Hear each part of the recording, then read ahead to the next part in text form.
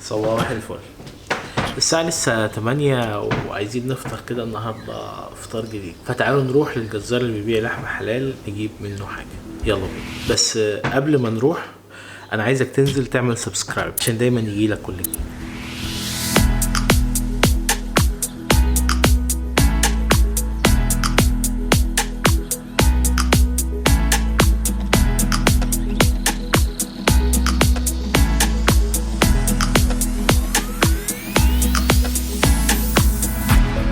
الجزار اللي كان جنب البيت طلع ما عندوش، فرحنا الجزار تاني في مكان تاني.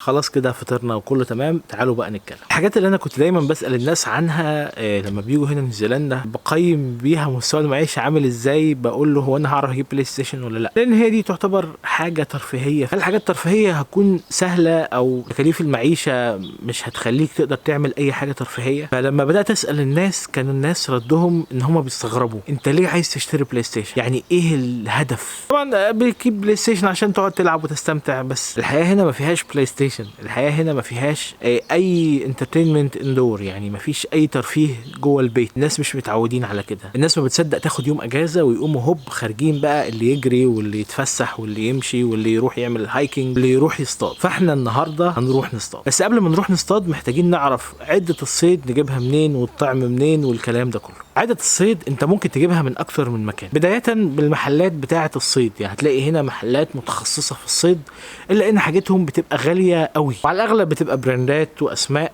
فلو انت محتاج حاجة زي كده عشان هدف معين روح هناك. غير كده انت ممكن تجيبها بقى اونلاين زي مثلا امازون، او في ابلكيشن عندهم هنا اسمه تريد مي، هيظهر لكم هنا الابلكيشن. انت ممكن تدخل فيه تلاقي بقى عده مستعمله، تلاقي عده جديده، تلاقي عده، لان هنا دايما الناس بالاخص الاوروبيين بيجوا هنا على فيزا اسمها هوليداي ورك فيزا، بتبقى مدتها قصيره وبعدها ما بيقدروش يعملوا اقامه او ما بيكملوش او ما بيعجبهمش البلد او بيقرروا يمشوا اي سبب كان. فهتلاقي على تريد مي كمية حاجات معروضة مستعملة، وتريد مي هنا يعتبر هو الحاجة الأساسية في موضوع المستعمل. ومؤخرا دخل معاه الفيسبوك ماركت، فبرضه على الفيسبوك ماركت ممكن تلاقي الحاجات دي. ولكن في مكان ثالث لو انت بقى عايز تروح تشتري من ستور، ممكن نروح ذا وير هاوس. ذا وير هاوس محل زيه زي ايكيا او زي ساكو في السعودية، اللي هو فيه كل حاجة من الإبرة للصاروخ. ما هتروح هناك هيبقى فيه قسم خاص بالصيد،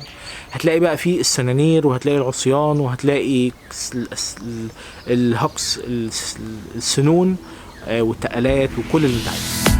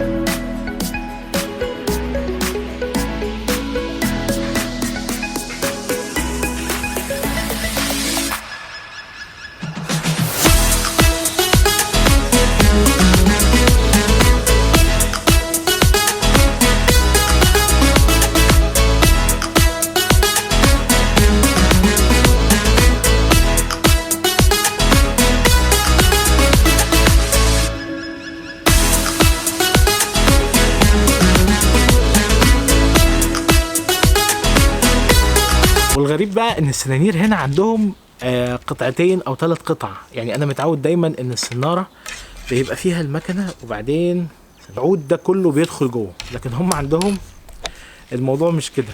الموضوع ان ايه، ان هي قطعتين وبيركبوا في بعض، تبقى عاملة هي طويله وكويسه، بس موضوع ان هي قطعتين دي مزعجه قوي. عشان كده في البدايه كنت بقول ممكن تجيب من امازون، فهتجيب حاجه بقى زي ما انت عايز. والاحسن لو انت اصلا بتصطاد في مصر هات معاك سنارتك وعدتك، لان طبعا السناره هنا دي في ذا وير هاوس هتلاقي سعرها كسناره كامله. دي سناره كبيره، ممكن سعرها يبدا من $50 المكنه بالعود، ممكن تبقى اكتر شويه توصل ل $80. لو هتجيب المكنه والعود منفصلين ممكن تبقى ب 80، ممكن تبقى اكتر، ممكن تبقى اقل. وفي سنانير صغيره اللي هي اللي بتبقى على المركب، او لو عايز تجيب سناره صغيره لابنك بتبقى في حدود $30 تقريبا. النهارده بقى احنا هنروح نصطاد، وقبل ما نصطاد هنركب القارب هو مش قارب، هنركب الكاياك، وهتبقى تجربة جديدة بصراحة. تعالوا يلا نبدأ رحلتنا ونشوف هنعمل ايه.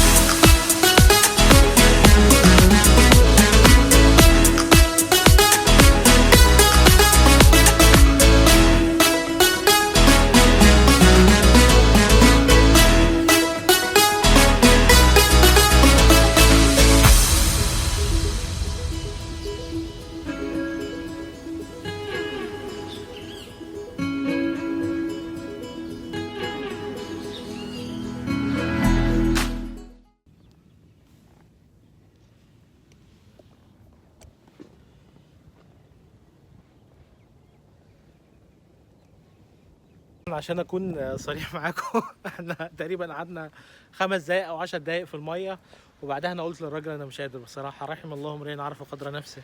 بدات احس ان انا دايخ، وبعدين هوريكم الامواج بدات تزيد، المد جاي، فبدات احس ان القارب بيلعب، وبعدين كنت سامع صوت تنفيذ بصراحه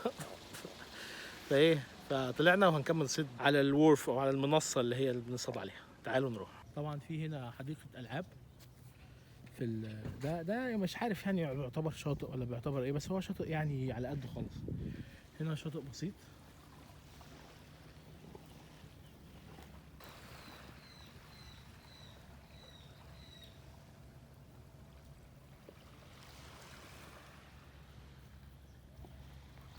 هتلاقوا شاطئ بسيط وبتاعت العاب اطفال، حديقة العاب اطفال، وبعدين في منزل القوارب، حمامات طبعا، حمام حريمي وحمام رجالي، منزل القوارب.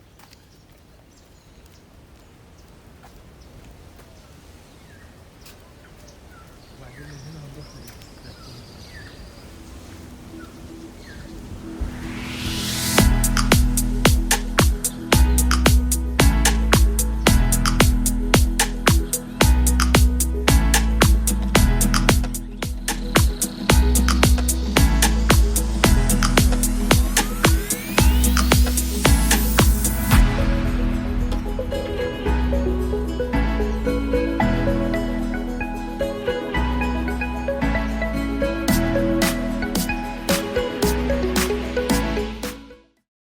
شايفين ال4 عمدان دول؟ الجزء اللي تحت ده لما المايه بتعلى بيعلى معاها، وبيعلى معاها كمان كل الممر ده لحد الجزء اللي هناك ده. الراجل ده دلوقتي قاعد، الامواج عماله تيجي كل شويه عماله تلعب بيه. وده اول الغيث. التاني بس طبعا دي سمكه صغيره، انا مش عارف اصورها. دي السمكة التانية، بس دي للأسف سمكة صغيرة فهنضطر نرميها، عشان هم هنا عندهم قوانين ليها علاقة بطول السمك هقول لكم عليها، بس نرميها الأول. هم هنا عندهم في القانون بتاع الصيد عندهم ابلكيشن خاص بالصيد، هحطه لكم في صندوق الوصف، بيحدد لك كل نوع سمك المفروض ان القانوني بتاعه تبقى طول السمكة قد ايه، لان هم هنا عشان يحافظوا على الثروة السمكية بتصطاد بس انت السمك الكبير بس. يعني السمكة اللي احنا جبناها دي كان اسمها سنابر، تقريبا القانون بتاعها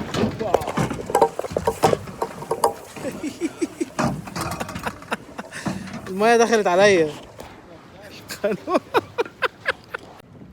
السمكه دي القانوني بتاعها 30 سم، فهي لو اقل من 30 سم لازم ترميها. ولو واحد من الانسبكتورز، الناس اللي بتعدي كده بتشوف الناس اللي بتصطاد لقاها معاك، هتخلف مخالفه جامده قوي. انا مش عارف المخالفه قد ايه، بس هي بتبقى مخالفه كبيره قوي. وادي يا جماعه اول سمكه كبيره، بس هي لا تزال برضو صغيره اقل من الحجم الطبيعي، فمش هينفع لازم نرميها. ارمي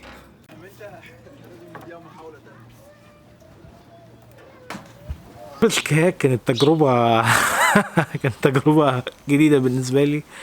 بصراحه اتبسطت، وفي نفس الوقت كنت خايف لان فكره انك تبقى قاعد على عوامه في وسط البحر، واي موجه بقى ممكن تيجي تقلبك ومش عارف يعني، كان في كميه احاسيس متلخبطه في بعضها وانا هناك. بس هي تجربه جميله. الكاياك اللي احنا كنا فيه ده كاياك بيتنفخ زي شبه العوامه بالظبط، لكن في زيه بيبقى كون بلاستيك او فايبر بيبقى على بعضه، وده طبعا بقى بيحتاج انك تحطه على سقف العربيه، او لو كبير شويه تحطه على عربيه ورا العربيه. اكتبوا لي في التعليقات ايه رايكم في التجربه، وهل عندك استعداد في يوم من الايام انك تركب حاجه زي كده او تجربها ولا لا. اما بقى بالنسبه للسمك فالحمد لله احنا رجعنا بخفي حنين، لان كل السمك اللي احنا اصطادناه كان من السمك المصنف، اللي هو لازم يبقى ليه طول معين عشان يبقى قانوني انك تصطاده.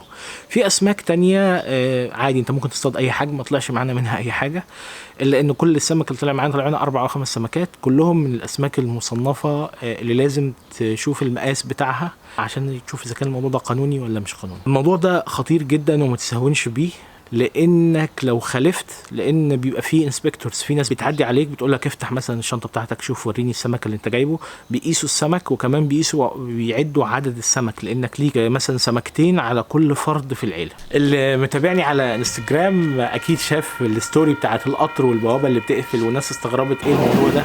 انا بس كنت حبيت اصور موضوع بوابات المشاة، ان البوابات بتقفل وقت ما القطر بيجي. ومن الطريف بقى في الموضوع ان بعدها باسبوع القطر عطل تماما. هم اصلا كانوا حاطين خطه لصيانه القطر في ال3 ايام اللي هم السبت والحد والاثنين كمان، لان الاثنين اجازه عشان عيد كده وطني عندهم. الا ان القطر جه قبلها بيوم والدنيا فصلت، الاشاره فصلت زي ما ظاهر هنا، الاشاره تقريبا فصلت او حاجه زي كده، فالقطر اتعطل في بدايه اليوم لكنه رجع يشتغل تاني في اخر اليوم. فلو حابين تعرفوا اخبار اكتر واكتر عن الحاجات دي تابعوني على انستجرام واتفرجوا على الستوريز بتاعتي. بتجيلي اسئله كتيره قوي ورسائل كتيره على الاكونت على الفيسبوك بتاعي الشخصي او على رسائل انستجرام. الناس بتزعل ان انا ما بردش او بتاخر في الرد او ما بردش خالص، فانا هقول لكم دلوقتي ايه افضل طريقه انتوا ممكن تتواصلوا بيها معايا. افضل حاجه على الاطلاق انك تحط لي في صندوق التعليقات تحت سؤالك، ودايما صندوق التعليقات في اليوتيوب هو اعلى بريوريتي عندي، فانا دايما ببص على التعليقات ودايما برد عليها، وبحاول على قد ما اقدر ارد على كل التعليقات. انت عندك بقى عايز تسال عن حاجه معينه ومش عايز تتكلم قدام الناس، روح على صفحه الفيسبوك بتاعتي، ما تروحش على الاكونت الشخصي. هحط لكم هنا وكمان في صندوق الوصف اللينك بتاع صفحه الفيسبوك بتاعتي. مؤخرا فتحت الرسائل لكل الناس اللي عايزين يبعتوا لي. النقطه الثالثه، انت اوقات ممكن تبعت لي وانا ما اردش عليك، لان الحاجه اللي انت بتتكلم عنها دي انا مش عارفها او ما عنديش معلومات عنها، فيا اما هرد عليك اقول لك ما اعرفش، او يا اما هستنى شويه لحد ما اعرف وابدا ابعت لك. بس النقطه المهمه اللي انا عايز اكد عليها ان انا يا جماعه مش مستشار هجره ولا بقدم اي نصايح للهجره سواء مدفوعه او مجانيه، فانا كل اللي انا بعمله ان انا بشارك معاكم الخبره بتاعتي والطريق اللي انا مشيت فيه. وحتى الكلام اللي انا بقوله ده فانت محتاج تروح تتاكد منه تاني، يعني ما تاخدوش مسلم بيه وبعدين ترجع مثلا تقول ده في فلان قال لي كذا. لا، انا بحاول اديك الخبره اللي عندي، انا مشيت في طريق معين وخدت اكسبيرينس معينه فانا بحاول انقلها لكم. ممكن الكيس بتاعتك تبقى غير الكيس بتاعتي، ممكن القوانين بعد كده بعد شويه تتغير، فالموضوع ايه يعني، ما تاخدش الكلام اللي انا بقوله برضو مسلم بيه، خده كدليل، دليل بيقول لك مثلا تروح تعمل ايه او تدور فين. او دايما بحط اللينك بتاع الفيزا، روح اقرا التفاصيل بتاعه الفيزا لان القوانين بتتغير وهكذا. كده احنا وصلنا لنهايه الفيديو وخلصنا الفيديو بتاعي النهارده، فما تنساش تعمل لايك للفيديو وتعمل له شير للناس اللي عندك على الفيسبوك وعلى الواتساب. كمان عايزك تنزل تعمل سبسكرايب في القناه عشان دايما يجي لك كل جديد. وعايزكم تكتبوا لي في صندوق التعليقات عن ايه الحاجات اللي انتوا عايزيني اتكلم عنها تاني او الاماكن اللي انتوا عايزيني اروحها، وان شاء الله نروحها ونعمل عنها فيديوهات. ومن هنا الفيديو الجاي اسيبكم بخير، سلام عليكم.